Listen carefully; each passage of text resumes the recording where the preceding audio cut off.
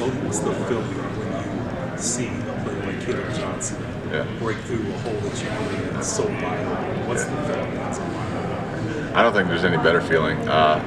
One, because you're tired and you're going to see him run to the end zone. You're like, oh, I get a breakdown. But I mean, just to be able to do that, I mean, your job as an offensive lineman is to create holes, and to be able to see him run clean and not get touched. I mean, you got to like that. That just feels so good. And then have running backs like that. I mean, even when you're wrong, like you mess up or something, they'll make you right. It's the best feeling ever. And as an offensive lineman, your job is to just keep the quarterback clean and make holes for the running back. So when that happens, you're like, oh, we did our job there. Let's do it again, right? So. Kirk always talks about you guys, and you couldn't microwave the experience. Mm-hmm. Do you feel like you're fully microwaved now? Fully microwaved? As a line, or almost microwaved? Oh, I don't think we're even close, and I think that's the most exciting part. You know, we've got some young guys who are going to get opportunities to play this year, and I'm super excited for them. And, you know, the second you think you're microwaved, right, you're done for. You're going to get beat. Everybody in that room knows that we're not where we want to be, and we're going to continue to grow and get better. And you got to do that every day if you want to be the best, right? If you just stop and get complacent, that's when you get ran over. I know you were recruited to Iowa as a defensive lineman. Did you play O-line in high school? Yep. So, did you play center in high school? Or? Freshman year, I played a little bit of center, and then I was a tackle most of it. What do you just the transition from like who first came up with like told you like, hey, what do you think about switching to offense? Or? Yeah, I mean, there were kind of rumors ever since I got on campus, like, oh, you're going to get switched. But it really happened after, when was it, 2021, right?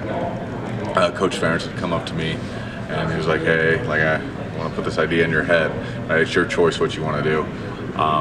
You know, it was a pretty easy decision for me. You know, you look at the guys who have switched positions, Dallas Clark, Aaron Campman, Tyler Linderbaum, they're all super successful, especially at the NFL level, right? So if I were to be like, no, I don't want to, then I'd be an idiot, right?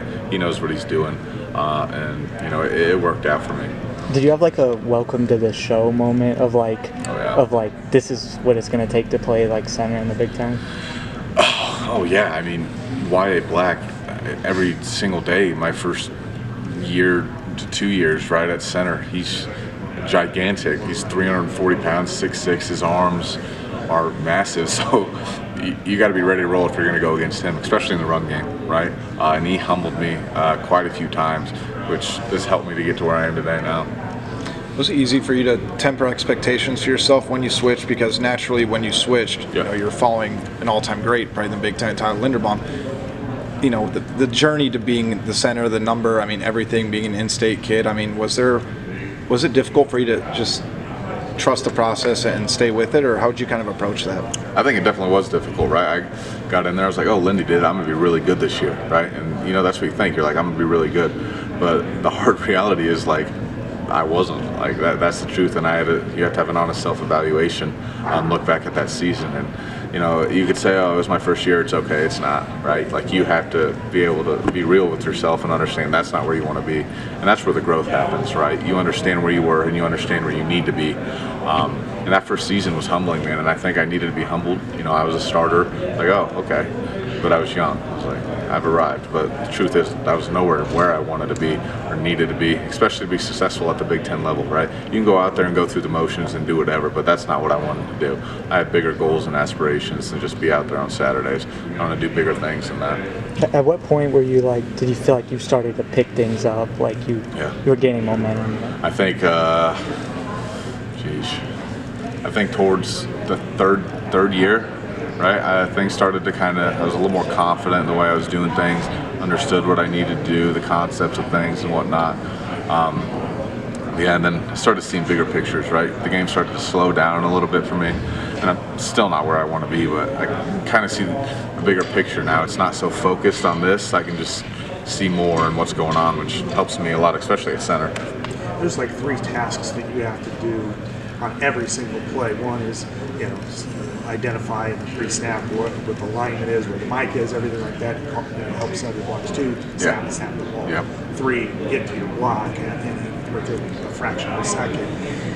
How difficult is it to process to be able to do all of that to where you're not necessarily thinking, you're just reacting and just doing? How challenging is that for you? Initially, I think it was very challenging. The switch, just you got to make the calls, understand where they're going. I had to understand where they're going, and that was difficult for me, and I had some struggles. But the guys around me kind of had a good idea. Mason Richmond especially helped me out with that, and Tyler Ellsbury. But as time went on, I kind of started to understand what exactly I needed to do and the responsibility I had. If I'm not confident in my call and where these guys need to go, why should they be confident? You know what I mean? So as soon as I got that, things kind of started to click, especially for the whole unit up front. You have to be confident in what your job is and what you're doing, and that just takes practice, right? Seeing things, pictures and whatnot. But yeah, practice is where you get all that confidence from, and then on Saturdays it comes a lot easier. When I look at the way you guys try to block, especially in zone, your first step is critical. To see your second one, it's like don't take a step back, otherwise you have YA hill. Yeah. Right? Yeah. Because you're wiping yourself out. Is that a continuous process that you have to work on even every day in practice to make sure that it's all natural? Yeah, you're trying to sharpen your tools every single day, right?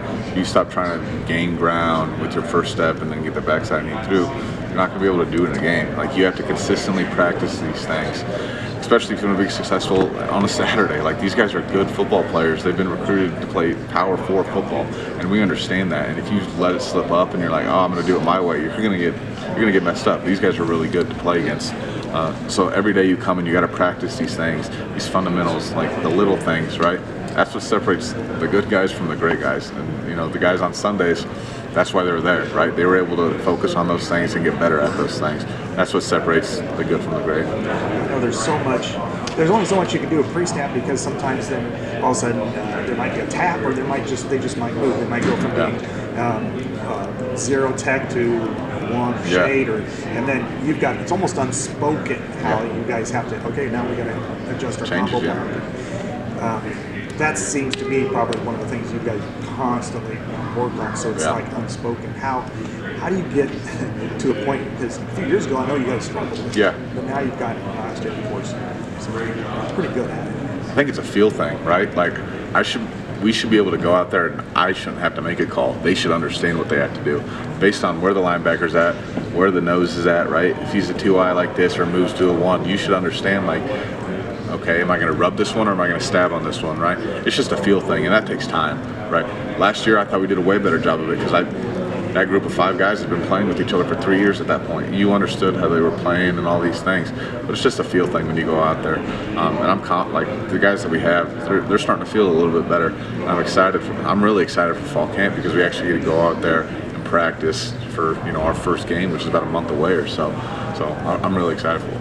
How did you guys, or how do you obviously as an offensive line unit, like, felt like you broke through last season, but you lose Mason, Connor, you lose some guys. How do you try to sustain that momentum that you were able to build last season as a unit?